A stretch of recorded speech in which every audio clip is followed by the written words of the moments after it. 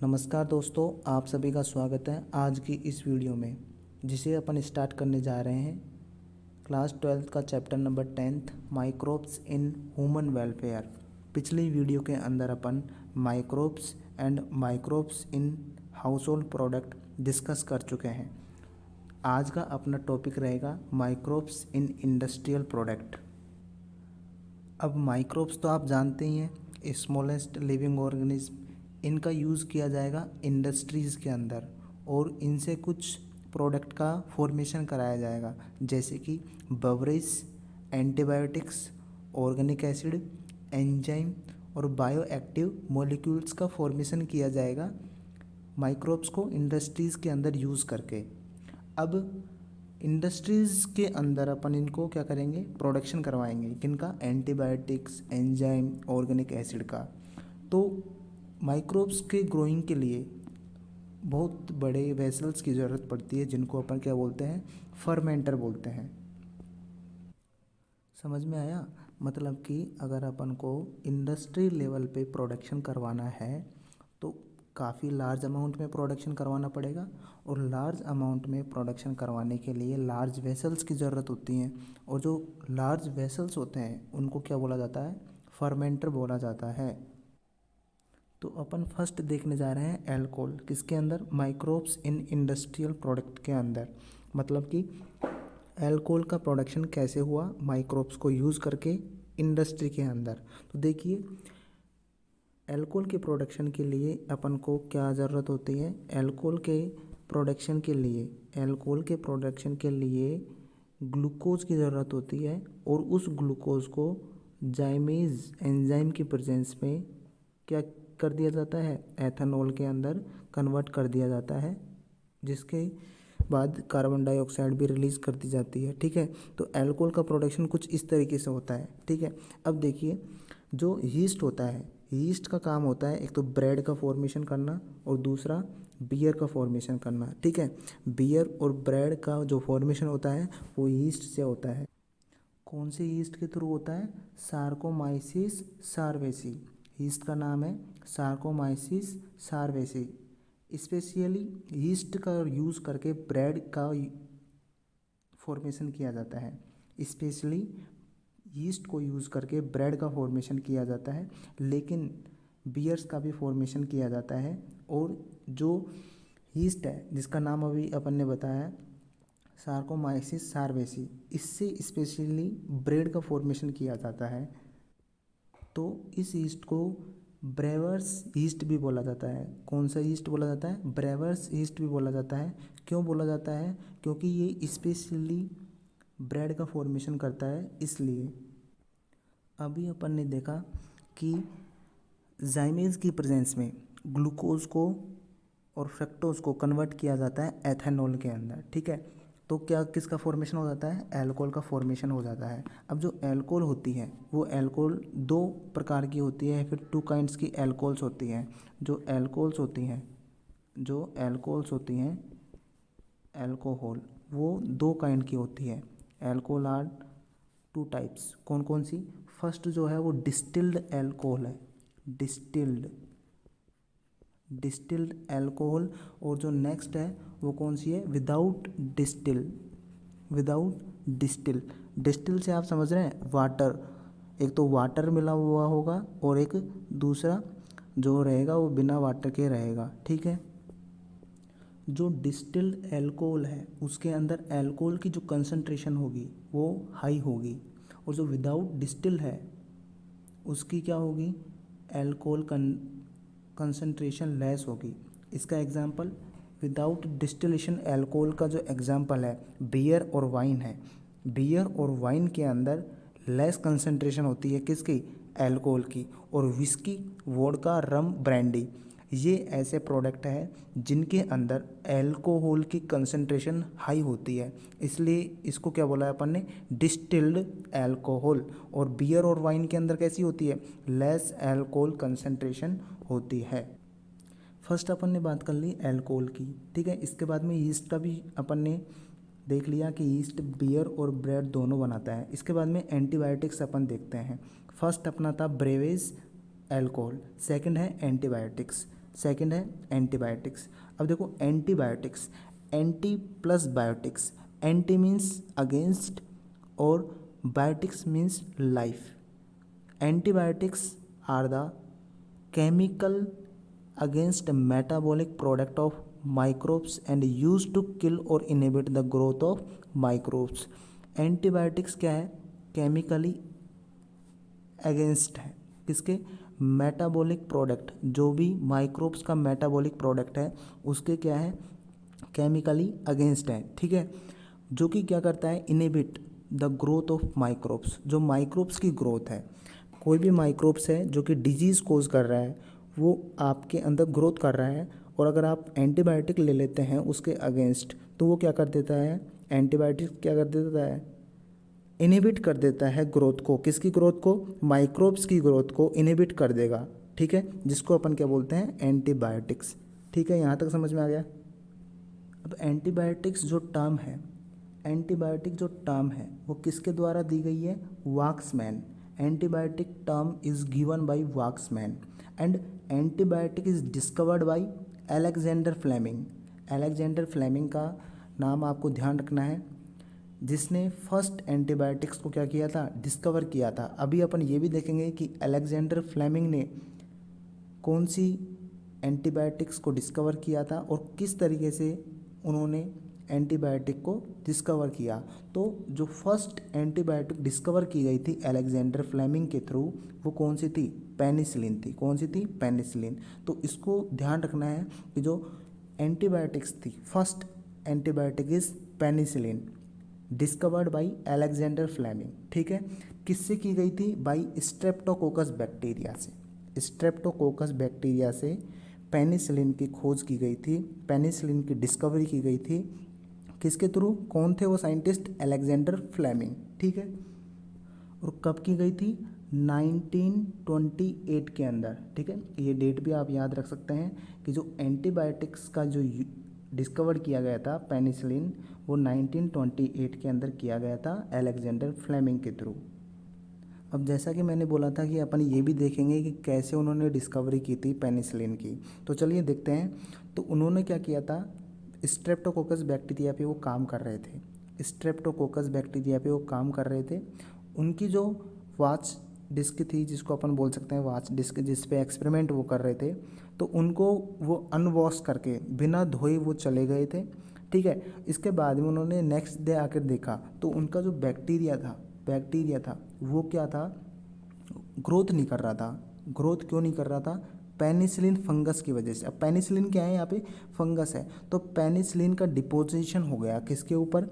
Bacteria के ऊपर penicillin का डिपोजिशन हो गया, जिसकी वजह से उसने क्या कर दिया? Inhibit the growth of bacteria. Penicillin ने इनहिबिट कर दी, ग्रोथ को रोक दिया, स्ट्रेप्टोकोकस बैक्टीरिया की ग्रोथ को रोक दिया पेनिसिलिन ने। तो अलेक्जेंडर फ्लेमिंग ने अपना दिमाग लगाया और इसको यूज़ कर लिया एज ए एंटीबायोटिक्स, कि कोई भी बैक्टीरिया आपकी बॉडी के अंदर एक्ट कर रहा है, डिजीज़ कोज कर रहा है, तो पेनिसिलिन फंगस का उसको डोज दे दिया जाए तो वो क्या कर देगा? उसकी जो ग्रोथ हो रही है डे टू डे, वो क्या हो जाएगी? कम हो जाएगी, ठीक है। इनहिबिट कर देगा वो ग्रोथ को। कौन? पेनिसिलिन। किसने डिस्कवर किया था? अलेक्जेंडर फ्लेमिंग ने। कब किया था? 1928 पे। किसके थ्रू हुआ था? स्ट्रेप्टोकोकस बैक्टीरिया से पेनिसिलिन का डिस्कवर किया गया था। क्या? एंटीबायोटिक, ठीक है। चलिए नेक्स्ट पे चलते हैं। अब देखिए एंटीबायोटिक्स जो थी, फर्स्ट जो एंटीबायोटिक्स थी वो कौन सी थी? देखिए फर्स्ट एंटीबायोटिक कौन सी थी? पेनिसिलिन थी। किससे ऑब्टेन की गई थी? पेनिसिलियम नोटेक्टम। ये ध्यान रखना आपको। जो फर्स्ट एंटीबायोटिक थी वो कौन सी थी? पेनिसिलिन। किससे ऑब्टेन की गई थी?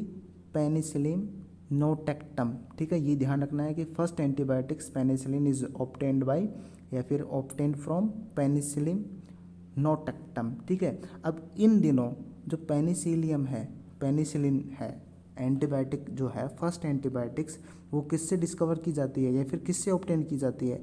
पेनिसिलियम क्राइसोजीनम, ठीक है। ये याद रखना है। ये याद रखना है कि पहले तो किससे ऑब्टेन की जाती थी? पेनिसिलियम नोटेक्टम से, है ना, पेनिसिलियम नोटेक्टम से। और अब के दिनों में पेनिसिलियम को किससे ऑब्टेन किया जाता है? पेनिसिलियम क्राइसोजेनम से। ठीक है, अब यहाँ पे एक टर्म आ रही है स्ट्रेप्टोमाइसिन। कोई जानता है स्ट्रेप्टोमाइसिन क्या होता है? देखिए, स्ट्रेप्टोमाइसिन फर्स्ट एंटीबायोटिक है, ये याद रखना, इंपॉर्टेंट पॉइंट है। स्ट्रेप्टोमाइसिन फर्स्ट एंटीबायोटिक है जो कि ऑब्टेन की गई थी बैक्टीरिया से, याद रखना इसको। ठीक है, आ गया समझ में। इसके बाद में नेक्स्ट देखिए, penicillin antibiotic attack on peptidoglycan. ठीक है, पेनिसिलिन होता है एंटीबायोटिक, अटैक करता है किस पे? पेप्टिडोग्लाइकेन पे, और जो सेल वॉल होती है बैक्टीरिया की उसको क्या कर देता है? रप्चर कर देता है, तोड़ देता है। ठीक है, ये याद रखना है कि पेनिसिलिन एंटीबायोटिक्स जो है वो पेप्टिडोग्लाइकेन पे क्या करती है? अटैक करती है, और जो सेल वॉल होती है बैक्टीरिया की उसको क्या कर देती है? रप्चर कर देती है। नेक्स्ट देखिए, नेक्स्ट क्या है? देखिए, अब अपन ने क्या किया था? अपन ने माइक्रोब्स का यूज़ किया था इंडस्ट्री के अंदर, और क्या किए थे? अपन ने कुछ प्रोडक्ट बनाए थे, जैसे कि बवरेज, अल्कोहल जो कि अपन पढ़ चुके हैं, एंटीबायोटिक्स जो कि अपन ने अभी कंप्लीट किया है, और जो नेक्स्ट है वो कौन सा है? एसिड्स, सम एसिड्स, और उसके बाद में आएगा एंजाइम्स, कुछ एंजाइम्स। ठीक है, तो यही चार ही अपनी एनसीईआरटी के अंदर दे रखे हैं, ये चार ही अपन डिस्कस करेंगे, इसके अलावा अपन एनसीईआरटी से बाहर नहीं जाएंगे। ठीक है, तो सम एसिड्स मीन्स कुछ एसिड्स भी मिलते हैं अपन को, किससे? जो माइक्रोब्स होते हैं उनसे कुछ एसिड भी ऑब्टेन होते हैं, जैसे कि सिट्रिक एसिड, आपने नाम सुना होगा सिट्रिक एसिड। ठीक है, citric acid is obtained by Aspergillus Niger. Aspergillus Niger क्या है? फंगस है। एस्परजिलस नाइगर एक फंगस है जिसके थ्रू अपन को क्या मिलता है? एस्परजिलस नाइगर एक फंगस है, और जिसके थ्रू अपन को एक सिट्रिक एसिड मिलता है। ठीक है, एक एसिड मिलता है जिसका नाम है सिट्रिक एसिड। ठीक है, इसके बाद में सेकंड देखिए, सेकंड अपने पास जो दे रखा है वो है एसिटिक एसिड। कौन सा एसिड? एसिटिक एसिड, जो कि अपन को मिलता है एसिटोबैक्टर एसिटी। और ये एसिटोबैक्टर एसिटी क्या है? एसिटोबैक्टर एसिटी एक है बैक्टीरिया, ध्यान रखना है, ओनली एक ही फंगस है, बाकी पूरे बैक्टीरिया है। एक फंगस है जिससे क्या मिलता है? एसिड मिलता है, बाकी जो एसिड्स हैं वो बैक्टीरिया से मिलेंगे। तो यहाँ से क्वेश्चन बन सकता है कि कौन सी फंगस है जिससे एसिड्स का प्रोडक्शन होता है, तो आपको फंगस का नाम याद रखना है और कौन सा एसिड है उसका नाम याद रखना है। ठीक है, इसके बाद में नेक्स्ट देखिए, नेक्स्ट क्या है? नेक्स्ट है सिट्रिक एसिड। सिट्रिक एसिड दो बार आ गया है। ठीक है, सिट्रिक एसिड नहीं है यहाँ पे कुछ और है, रुकिए एक मिनट, ये सिट्रिक एसिड नहीं है, यहाँ पे ब्यूटेरिक एसिड है। कौन सा एसिड है? Butyric acid. ठीक है, ब्यूटेरिक एसिड है यहाँ पे, सिट्रिक एसिड नहीं है, ब्यूटेरिक एसिड है। तो ब्यूटेरिक एसिड जो है वो किससे मिलता है? वो मिलता है अपन को क्लोस्ट्रीडियम ब्यूटेरिकम, और ये भी क्या है? बैक्टीरिया है। ठीक है, लास्ट एंड फाइनल जो एसिड है वो है लैक्टिक एसिड। ये तो आपको पता है किससे मिलता है? बैक्टीरिया। कौन सा? लैक्टिक एसिड बैक्टीरिया, जिसको आप बोल सकते हैं लैक्टोबैसिलस। लैक्टोबैसिलस भी क्या है? बैक्टीरिया है, और लैक्टिक एसिड बैक्टीरिया भी क्या है? बैक्टीरिया है। ठीक है, जिससे आपको क्या मिलता है? लैक्टिक एसिड मिलता है, जो कि किसके अंदर मिलता है? ये लैक्टिक एसिड कर्ड के अंदर। ठीक है, तो यहाँ तक समझ में आ गया होगा, कोई प्रॉब्लम नहीं है यहाँ तक। इसके बाद में अपन ने क्या कंप्लीट कर लिया है? सम एसिड्स, कुछ एसिड्स को अपन ने कंप्लीट कर लिया है। अब अपन देखेंगे एंजाइम्स। देखिए, एंजाइम्स क्या करते हैं? एंजाइम्स जो होते हैं वो क्या करते हैं? कुछ डर्टी जो होती है अपने किसके अंदर? क्लोथ्स होते हैं, उनके ऑयल डर्टी को रिमूव करने के लिए काम आते हैं एंजाइम्स। जैसे कि लाइपेज, ये किसके अंदर काम आता है? लॉन्ड्री के अंदर काम आता है ऑयल डर्टी को रिमूव करने के लिए। इसके बाद में बोतल जूस को क्लियर करने के लिए भी पैक्टिनेज और प्रोटीएज। लास्ट में एज आ रहा है, लास्ट में देखिए एज आ रहा है, और जहाँ पे भी एज आता है ना लास्ट में, वो मान लो क्या है? एंजाइम है। ठीक है, जहाँ पे भी लास्ट में एज आता है वो एंजाइम होता है। ठीक है। तो ये बात ध्यान रखना एक तो कि एंजाइम्स का यूज़ ऑयल डैटी को रिमूव करने के लिए और बोतल जूस को क्लियर करने के लिए। बोतल जूस को क्लियर करने के लिए कौन कौन से, पैक्टिनेज और प्रोटीएज, और ऑयल डैटी को रिमूव करने के लिए लाइपेज। ठीक है, ये बात ध्यान रखनी है आपको। एनसीईआरटी में एंजाइम का इतना ही दे रखा है। इसके बाद में नेक्स्ट अपन डिस्कस करते हैं। नेक्स्ट कौन सा है, नेक्स्ट है कुछ ड्रग्स दे रखी है ना, कुछ ऑर्गेनिक अपन ने देखा था ना, क्या देखा था, ऑर्गेनिक नहीं, बायो एक्टिव मॉलिक्यूल्स। ठीक है, तो यहाँ पे कुछ ड्रग्स दे रखी हैं आपको और कुछ माइक्रोब्स दे रखे हैं जिनसे अपन को ड्रग्स भी मिलती है। देखो माइक्रोब्स अपने लिए कितने यूज़फुल है।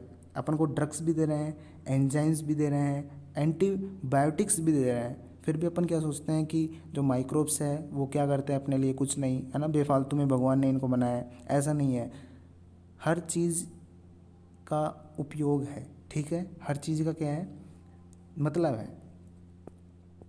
तो देखिए यहाँ पे फर्स्ट ड्रग्स है जिसका नाम है साइक्लोस्पोरिन ए।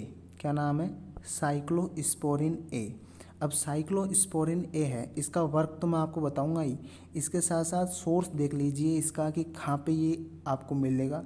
तो ट्राइकोडर्मा पॉलीस्पोरियम एक फंगस है जिससे आपको साइक्लोस्पोरिन ए ड्रग्स ऑब्टेन्ड होती है। ठीक है, इसके बाद में स्ट्रेप्टोकाइनेज। ठीक है, काइनेज आ रहा है यहाँ पे देखिए, स्ट्रेप्टोकोकस बैक्टीरिया से क्या होगा, ये स्ट्रेप्टोकोकस बैक्टीरिया से ऑब्टेन होगा कौन सा drugs, streptokinase.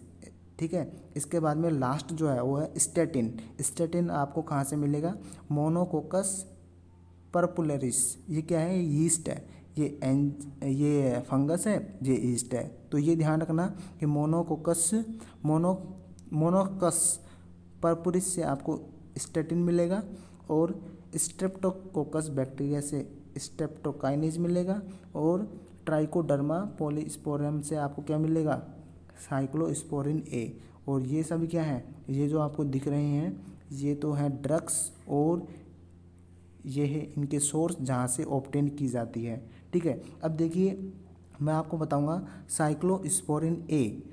Cyclosporin A use किया जाता है इम्यूनो सुपरसेंट के लिए, है ना, ड्यूरिंग ऑर्गन या फिर किडनी ट्रांसप्लांट जब अपन करते हैं तो उस टाइम पे क्या होता है, ये इम्यूनो को सप्रेसेंट करता है, मतलब कि इम्यून जो सिस्टम है उसको क्या कर देता है, सप्रेस कर देता है। ठीक है, तो साइक्लोस्पोरिन ए जो है वो क्या करता है, इम्यून को सप्रेस करता है। किस टाइम पे, जब अपन एक ऑर्गन को ट्रांसफ़र कर रहे होते हैं एक बॉडी से दूसरी बॉडी के अंदर। ठीक है, इसके बाद सेकंड है स्ट्रेप्टोकाइनेज। पता है आपको कहाँ से ऑब्टेन होता है, स्ट्रेप्टोकोकस बैक्टीरिया से। ठीक है, तो इसका वर्क क्या होता है, इसको यूज़ किया जाता है as a clot booster drugs.